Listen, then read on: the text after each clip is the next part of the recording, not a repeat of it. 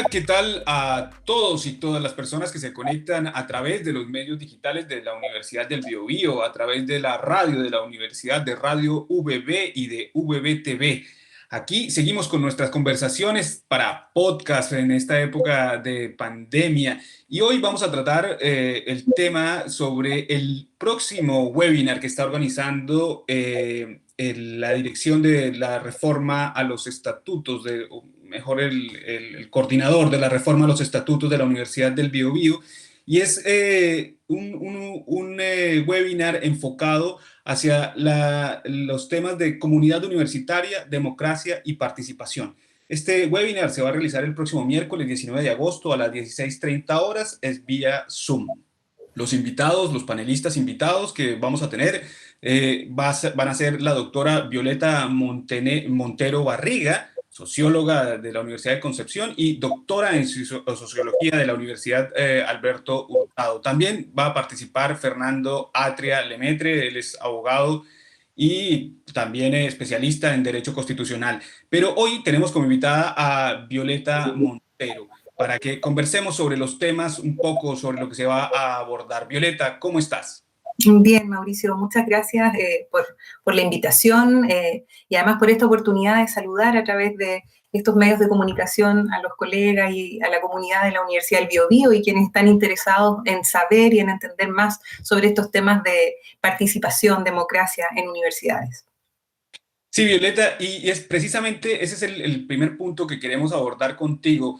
Claro que me imagino que para una socióloga estamos viviendo un momento bien interesante, a pesar de que todo lo negativo que esto conlleva. Me imagino que es un momento histórico y tú debes estar con tus antenas percibiendo absolutamente todo, porque es muy interesante lo que está sucediendo actualmente en el mundo, en el país, porque se combinaron dos hechos bien importantes, una pandemia y también una crisis social.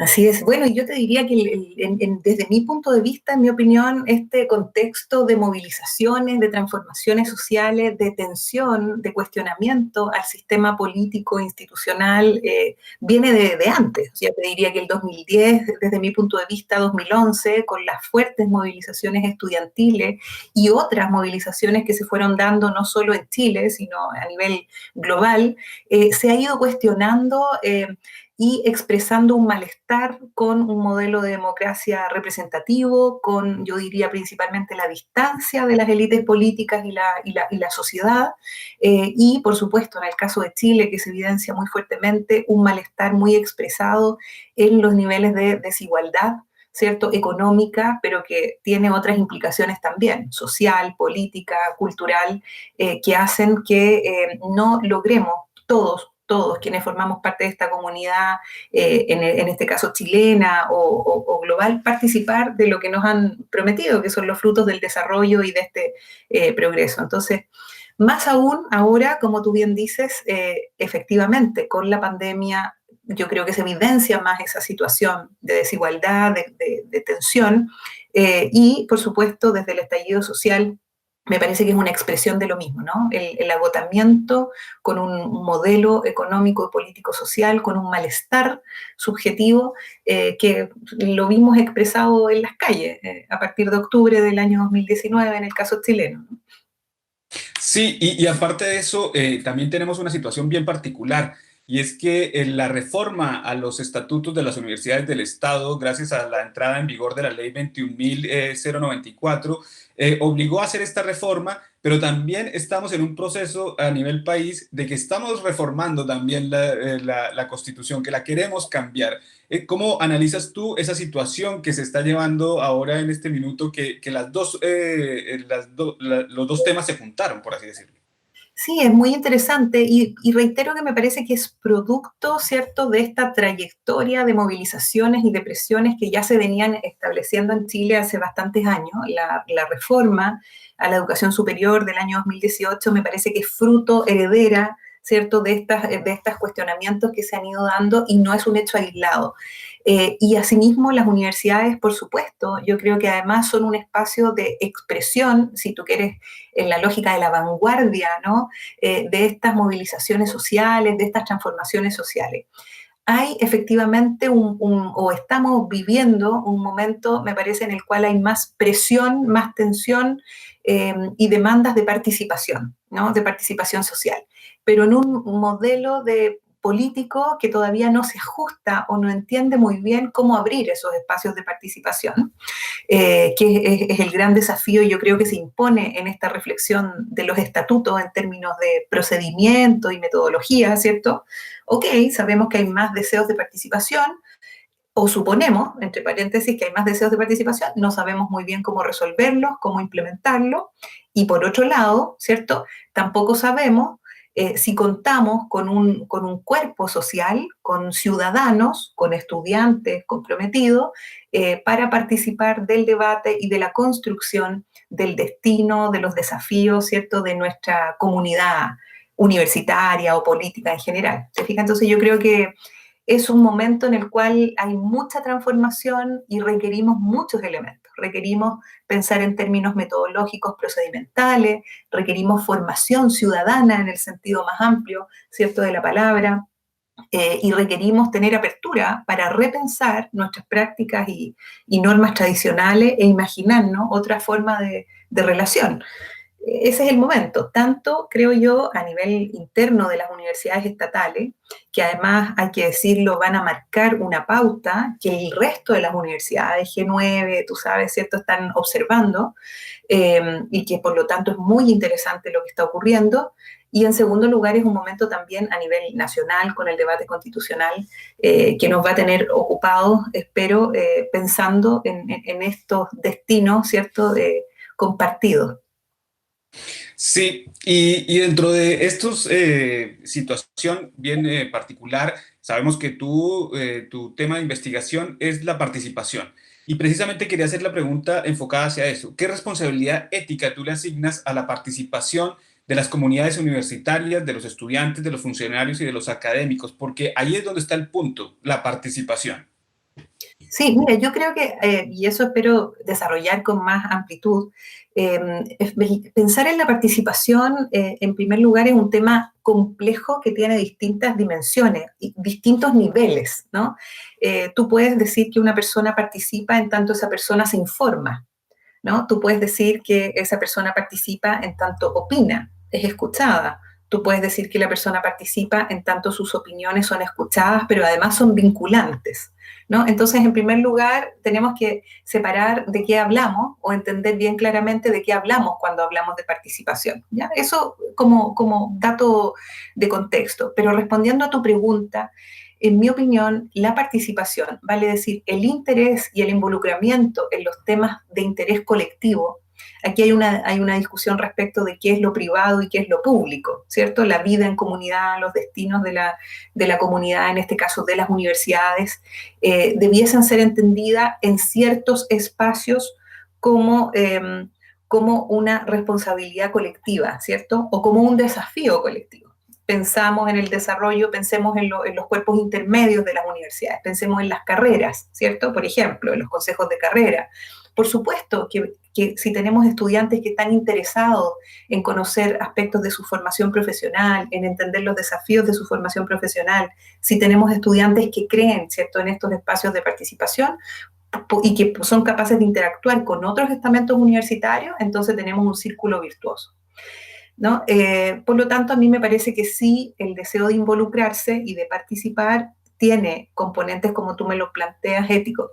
El problema surge en que no necesariamente el concepto de participación que manejan las instituciones, ¿cierto?, es el mismo que manejan los jóvenes universitarios o las culturas juveniles, si lo dijéramos así, ¿no? No creen necesariamente en los mecanismos de participación institucional formal. Por eso que muchas veces los profesores decimos, oye, pero existen los espacios para que el representante estudiantil vaya y se sume y opine, y nadie viene, ¿cierto? O vienen a una reunión y luego dejaron de venir. La pregunta es, ¿qué tan legítimo es ese espacio de participación institucional formal? Y de qué otra forma o cómo están concibiendo los jóvenes estudiantes universitarios la participación o cómo quieren expresar su participación. Esa tensión no la acabamos de resolver. ¿Te fijas? Yo creo que ahí tenemos que pensar, ¿no?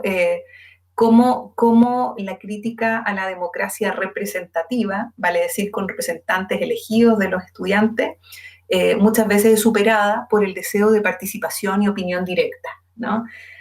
Es algo que no está resuelto, pero sí voy a plantearte una opinión. Me parece que desde octubre del 2019 hemos visto mayores niveles de politización, creo yo, en términos generales. Quiero decir con eso que mayor interés de las personas por participar, por opinar, por informarse. El retiro de las AFP, me decía alguien, fue como un partido de fútbol. Estaba todo el mundo siguiendo minuto a minuto, ¿cierto? El debate del 10%, lo que ocurría, cosa impensada, ¿cierto? En términos políticos, previo a octubre, yo creo. Vimos espontáneamente el desarrollo de cabildos universitarios, mucho, ¿cierto? Mucho afán por conversar, por interesarse, por entender. Ese entusiasmo y ese interés me parece que es una riqueza que espero sepamos canalizar, ¿cierto? En términos políticos, en términos sociales, porque sobre la base del diálogo, en mi opinión, es como vamos a lograr resolver esta controversia y poder definir algunos procesos y procedimientos, como digo, para la participación al interior de las universidades que de algún modo nos representen a todos, ¿no? Porque eso es algo que hay que discutir. Claro, te adelantaste a mi pregunta y era de el por qué los jóvenes no se entusiasman con participar, pero entonces la cambio por otro lado. ¿Existiría algún tipo de estrategia o tú has vislumbrado dentro de tu estudio sobre la participación una estrategia para lograr cautivar a los jóvenes actualmente? Porque sigue siendo el gran problema que tenemos dentro de la reforma a los estatutos, es cómo ver, cómo hacemos para que integrar a toda la comunidad, y la más complicada en este minuto obviamente son los estudiantes. ¿Cómo lograrlo? Sí, yo efectivamente es un fenómeno que lo vemos en todas partes, ¿no? Lo vemos en mi universidad también. Hemos visto que procesos institucionales, como para definir planes estratégicos institucionales, gozan o cuentan con muy poca participación estudiantil versus la de otros estamentos universitarios, ¿cierto? Profesores sin duda o cuerpo administrativo también.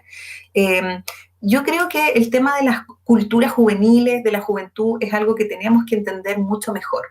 Y yo creo que en ese sentido el esfuerzo, el ejercicio de comprender, ¿cierto? Esos espacios de participación que ellos ya tienen, porque uno puede hacer la primera afirmación diciendo que los jóvenes no participan o no se interesan, pero estamos ante una generación bastante más informada, ¿no? A través de medios de comunicación, una generación con acceso a distintas fuentes de información que tienen mecanismos de participación o vinculación muchas veces o distintos de los que nosotros teníamos, ¿cierto? Me refiero a los medios de comunicación, redes sociales, que por lo tanto en movimientos sociales, en contextos de protesta social, logran articular acciones a través de esos mecanismos, ¿cierto? O sea, vemos muchas características de la juventud que yo creo que nos deben llevar a asumir una posición que no criminaliza, pero que tampoco idealiza, ¿no? Dentro de los trabajos que hemos hecho con algunos colegas en el análisis de las culturas juveniles, me parece que hay varias claves que nosotros podríamos enfrentar. Una de ellas, y esa la podemos seguir desarrollando largamente porque creo que da para una profundización mucho mayor, pero te quiero dar dos o tres claves nomás. La primera me parece que es que se rompió, en el caso chileno al menos, el diálogo intergeneracional. ¿Te fijas? O sea que nosotros, incluso alguien dice como la evaporación del adulto, la experiencia de participación que nosotros tuvimos, cómo concebimos nosotros las formas de participación, esas no han sido transmitidas a los jóvenes. Vale decir, para nosotros la toma era uno de los recursos últimos de movilización. Para los jóvenes universitarios en el último tiempo, ¿cierto? La toma es la reivindicación de un espacio legítimo propio en el cual se juntan a conversar, y para nosotros es raro que allí recién se comienza a discutir el petitorio. Para ellos no lo es, porque en ese espacio, ¿cierto? Ellos construyen comunidad, conversan, en fin. ¿Te fijas? Hay una clave, un aspecto crítico que lo planteo como crítica, pero que puede generarse en una recomendación. Debiésemos promover y debiésemos asumir ese diálogo intergeneracional eh, con profundidad, ¿cierto? Yo te diría con cariño también, ¿no? O sea, con responsabilidad formativa, que es la que también deberíamos tener quienes ya hemos vivido un poco más, no porque les venimos a contar la verdad de los hechos, sino que porque queremos transmitir nuestra experiencia y porque además hoy día no, y esa podría ser la segunda clave, las características del diálogo social están más bien marcadas por la polarización, lo sabemos, ¿cierto? Por la polarización y no por la apertura comprensiva o por el interés amplio de conocer el punto de vista del otro.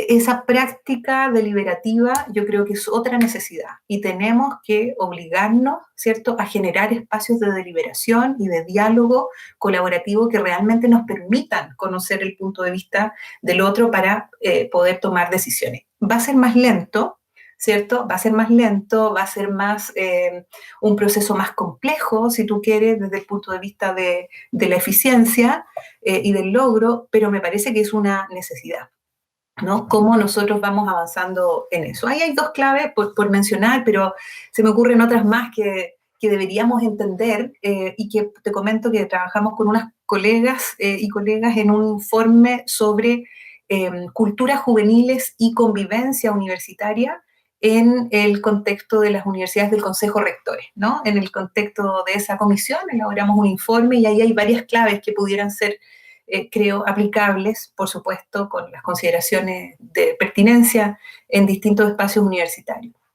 Qué interesante lo que estás diciendo. Más o menos pues, yo lo que entiendo es como que se rompió el diálogo que teníamos con los jóvenes. Los jóvenes dejaron de creer en nosotros y a partir de eso vamos a tener que reconstruir las confianzas primero. Y si reconstruimos eso, es probable que empiecen a participar de mejor forma. ¿Es así? Mira, yo creo que hay una crisis de legitimidad que las ciencias sociales, la ciencia política han descrito hace rato respecto del Estado, respecto de las instituciones políticas, respecto de los actores políticos institucionales. Me parece que eso puede ser también extrapolable al contexto de las universidades, ¿cierto? O sea, hay una crítica y una falta de legitimidad. Muchas veces también nuestras propuestas formativas escapan de lo que los estudiantes están mirando y de lo que los estudiantes y de lo que a los estudiantes les está interesando. ¿Te fijas? No hemos hecho ese ejercicio de, a ver, de mirar, de entender cuáles son esos intereses, esas experiencias, esos conocimientos que ellos van teniendo, no porque vayamos a, si tú quieres ocupar esa palabra, a doblegar nuestras prácticas completamente, sino que porque es necesario reconstruir, yo estoy de acuerdo con lo que tú dices, confianza, ¿cierto? Reconstruir una relación más humana. Ha pasado también que los profesores universitarios están cada vez más tensionados por la elaboración de artículos científicos, por el cumplimiento de estándares, ¿cierto?, académicos. Quienes están dedicados a la gestión universitaria están también con un sinnúmero de cosas. Yo creo que los académicos y los profesionales universitarios tienen mucho trabajo, no me queda duda de eso. Y la formación de pregrado la vemos como un elemento más, ¿cierto? Y vamos de ese modo sacando profesionales al mundo laboral. La pregunta es cuál es ese tipo de relación que podemos establecer. Que entre paréntesis, lo digo también, se ha generado con mayor distancia a partir de demandas o debates de abuso, ¿cierto? En el 2018 hubo un cuestionamiento muy fuerte a los tipos de relación, entonces, ¿cómo nos empezamos a relacionar de ahí con los alumnos? Fue con la puerta abierta, ojalá con cámara que nos grabe, ¿cierto? Con bastante distancia. Entonces, ahí, por supuesto que yo no tengo todas las respuestas, pero te diagnostico o comparto un análisis que me parece tenemos que poder enfrentar, sobre todo jefes de carrera, ¿no? Que son quienes tienen una cercanía con sus estudiantes, yo creo que tenían un rol muy importante en esa relación.